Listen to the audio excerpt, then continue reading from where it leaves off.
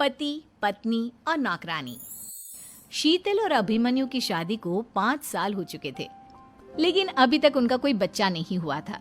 इसकी वजह से शीतल और अभिमन्यु परेशान रहते थे, लेकिन उन दोनों से ज्यादा परेशान थी शीतल की सास, यानी अभिमन्यु की माँ जानकी देवी। जानकी देवी चाहती थी कि जल्दी से जल्दी उनकी गोद में पोता या पोती आ जाए, और इसीलिए वो अपनी बहू शीतल को लेकर एक दिन हॉस्पिटल पहुंची।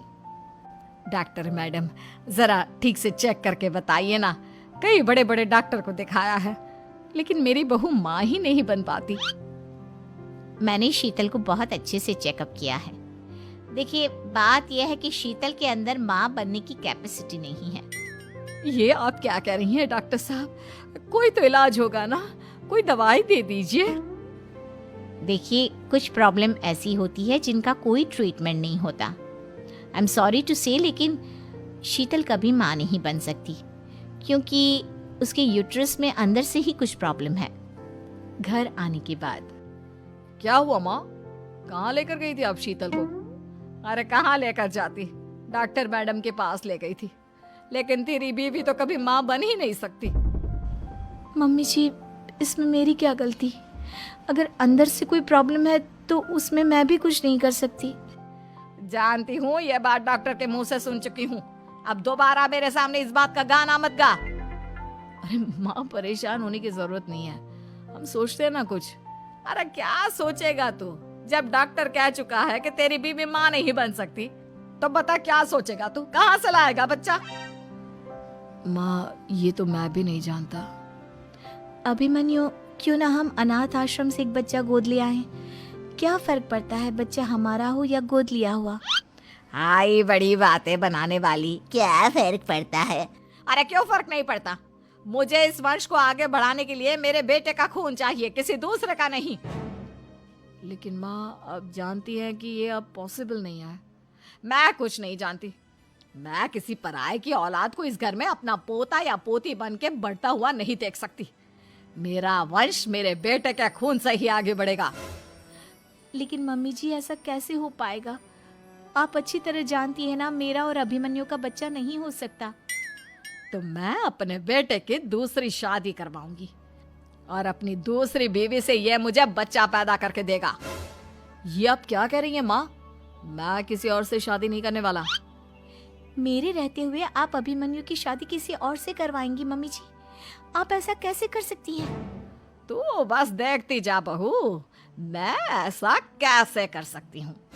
कुछ दिनों के बाद, अभिमन्यु, मैंने तेरे लिए लड़की ढूंढ ली है। माँ, मैं आपको कितनी बार समझाऊं, मुझे किसी से शादी नहीं करनी है।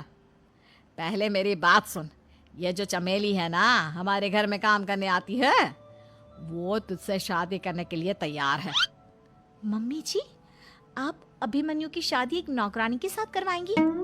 वो इसलिए क्योंकि चमेली दिखने में बहुत खूबसूरत है, बच्चा भी सुंदर ही होगा। मम्मी जी, लेकिन एक बच्चे के लिए अपने बेटे की शादी नौकरानी के साथ करवाना, क्या ये सही है?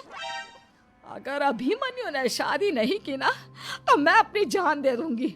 अब देख लो, अगर तुम्हें अपनी माँ की जान प्यारी है तो तुम्हें इस नौकरानी के साथ शादी करनी ही होगी। इस तरह जानकी देवी अपने बेटे अभिमन्यु की शादी नौकरानी चमेली के साथ करवा देती है। कुछ दिनों के बाद, नौकरानी से मालकिन बन के तो मजा आ गया। अब तो मैं इस घर की मालकिन हूँ। देखो, अपने आप को ज्यादा मालकिन समझने की कोशिश मत करो। एक बार तुम्हारा और अभिमन्यु का बच्चा इस दुनिया में आ जाए, उसके बाद तुम इस घर से हमेशा के लिए चली जाना।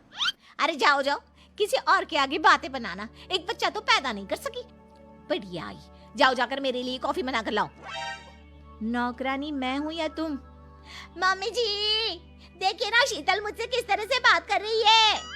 शीतल, तुम्हें पता है ना चमेली प्रेग्नेंट है, मेरे बेटे के बच्चे की माँ बनने वाली है। वो जैसा कहती है वैसा करो। लेकिन मम्मी जी, वो मुझे नौकरों की तरह ट्रीट कर रही है। अरे तो करेगी ना, वैसे भी बहू तुम हो किस काम की? एक बच्चा तो पैदा नहीं कर सकती। जाओ, अब घर के सारे काम करो और चमेली को आराम करने दो। थैंक यू मम्मी जी, भगवान आपका भला करे। आप नहीं होती तो मैं नौकरानी से महारानी कैसे बनती? देखो, तुम्हें जो चाहिए सब मिलेगा। खूब खाओ।